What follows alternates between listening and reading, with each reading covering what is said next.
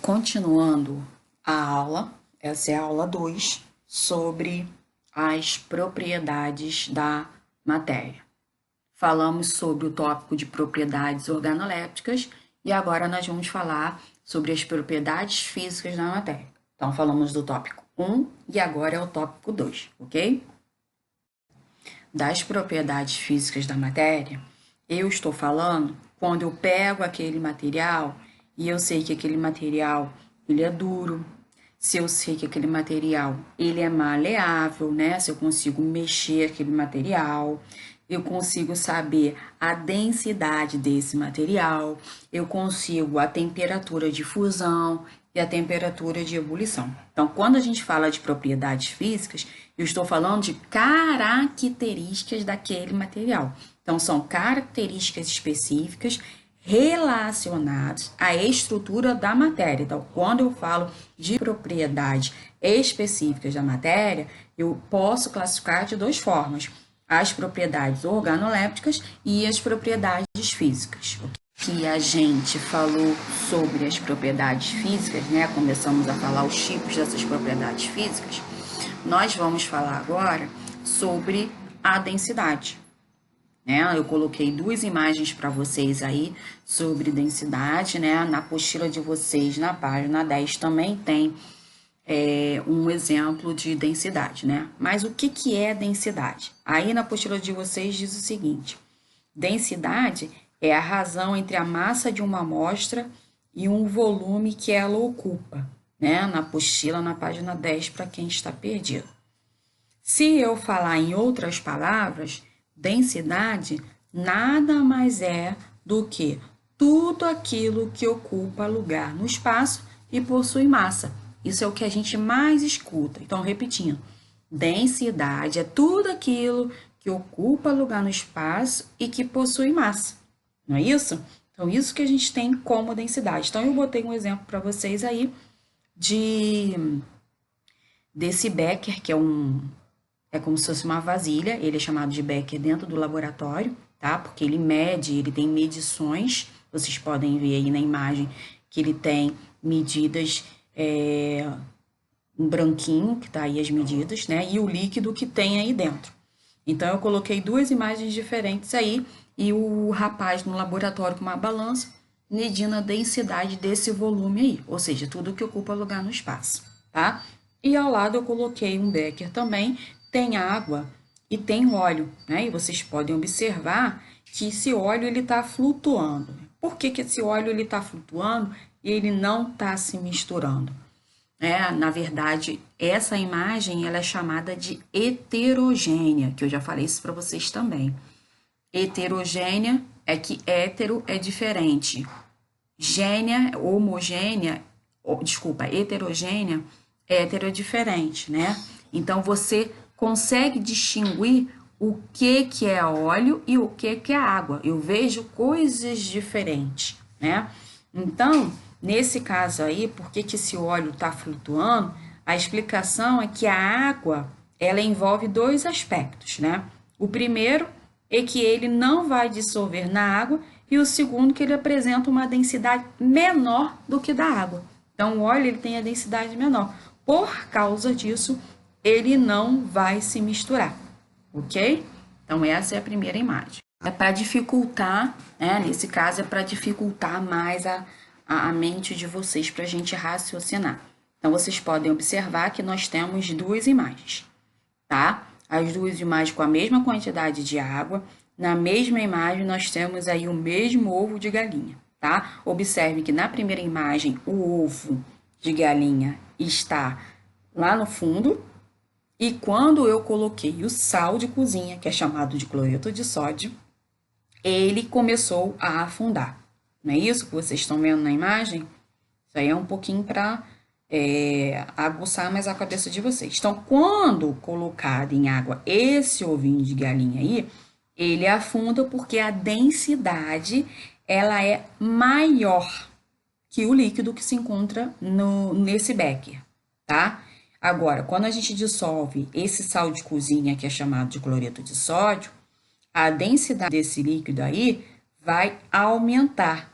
Consequentemente, o ovo ele vai flutuar. Na apostila de vocês tem a fórmula que é utilizada para descobrir uma densidade.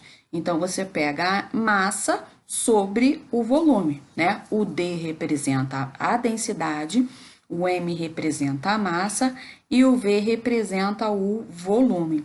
Então, através da massa sobre o volume, eu vou achar a densidade. Então, na apostila de vocês está utilizando aí como exercício exercício resolvido, tá? Então, ele colocou quanto de massa? 6, foi lá e encaixou no lugar da massa. Quanto de volume? 3, e ele foi lá e encaixou. 6 dividido por 3, quanto que dá, povo?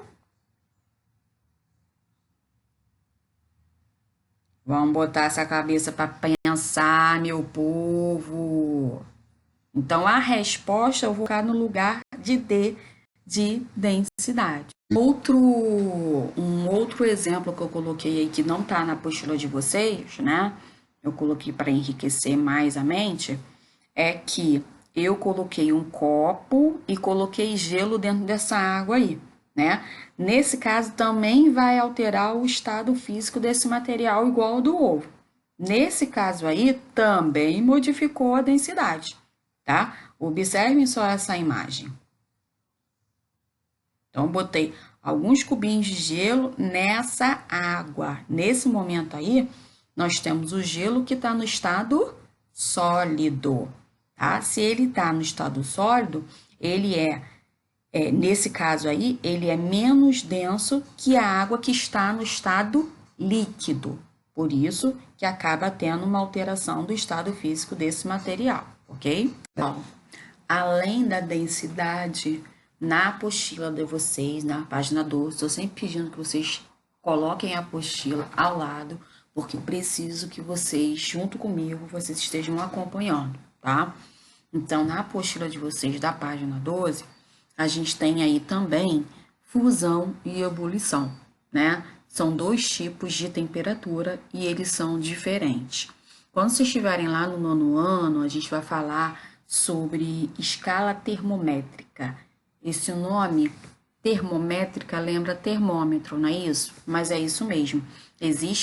Alguns cientistas criaram uma escala termométrica para a gente exatamente verificar qual é a temperatura que se encontra, tá? Então, por exemplo, você quando está com febre, o termômetro ele tem mercúrio ali dentro. Então, quando você bota embaixo do braço, por exemplo, se a temperatura está diferente, a temperatura ela vai o mercúrio, né, o líquido mercúrio, ele tem um poder de se movimentar quando a temperatura está quente. Então, por isso que ele vai aumentando no termômetro 36, 37, 38. Então, uma escala termométrica, mas isso aí é mais para frente, só para vocês entenderem, tá?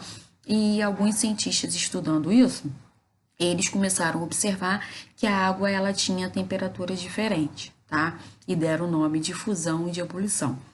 Se vocês observarem também, eu coloquei escrito temperatura de fusão é igual a um estado sólido que passa para o estado líquido. Por exemplo, se eu pego a forma de gelo que estava lá no meu congelador e deixo ele lá na pia, e esqueço ele lá na pia, acredito que vocês nunca vão fazer isso, né? Porque vocês guardam tudo, né? Mas vamos supor que eu tenha esquecido. E ele rapidamente ele vai começar o quê? Aquele gelo vai começar a derreter. Então ele passa do estado sólido para o estado líquido. Mas vocês estão observando no slide que eu fiz, que eu coloquei logo no final 0, uma bolinha e um C, né? Então, isso se chama 0 graus, essa bolinha é graus, e C de Celsius. Por que esse C de Celsius? Celsius, ele é um sobrenome de um dos cientistas, né? Em homenagem a um cientista, que é um cientista sueco, né? O nome dele é Anders Celsius. Então, eles pegaram o sobrenome e homenagearam ele lá no século XVIII. Sobre essa escala, tá? Por isso que a gente utiliza 0 graus Celsius. Então, a gente tem aí o ponto de fusão, que é 0 graus Celsius, e o ponto de ebulição, quando é 100 graus Celsius. Então, se vocês observarem, a ebulição é quando eu estou do estado líquido e passo para o estado gasoso. É aquela famosa água quando começa a ferver. Por isso que quando ela vira em cima da gente, a temperatura é altíssima e a gente acaba se queimando. Por isso que a gente tem que ter toda a atenção do mundo em relação quando a gente está mexendo com essas coisas, tá? Então, quando a gente está no ponto de fusão e no ponto de ebulição, eu tenho escalas diferentes. No ponto de fusão, eu estou a 0 graus Celsius e no ponto de ebulição, estou a 100 graus Celsius, tá? Então, quando eu estou no ponto de fusão, a temperatura que uma substância passa, ela vai do estado sólido para o estado líquido. E o ponto de ebulição, né, é quando a temperatura está numa substância líquida e passa para o estado gasoso, tá? Essa é a finalização da aula de hoje, tá? Sobre densidade, sobre a temperatura de fusão e a temperatura de ebulição. Logo depois vocês vão ter um exercício para vocês fazerem e na próxima aula a gente vai corrigir os exercícios e dar continuidade à aula, que é os estados físicos da aula, ok? Um beijo grande para vocês. A gente está finalizando e vamos finalizar com o exercício que está na apostila de vocês, tá? O exercício da página 11 e 12. Vocês vão fazer, é bem rapidinho, leiam com atenção, nada de fazer correndo. Leia porque tem pegadinha na questão. E na próxima aula, eu já vou corrigir o exercício da apostila com vocês, o exercício da página 11 e 12, e vou colocar a continuação da próxima matéria, ok? Beijão!